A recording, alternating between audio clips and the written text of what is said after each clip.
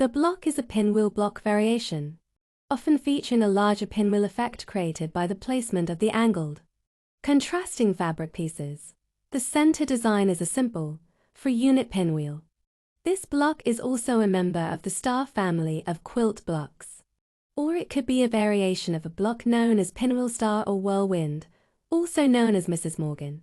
The pinwheel is one of the most classic and essential quilt blocks, and it forms the foundation for countless other patterns.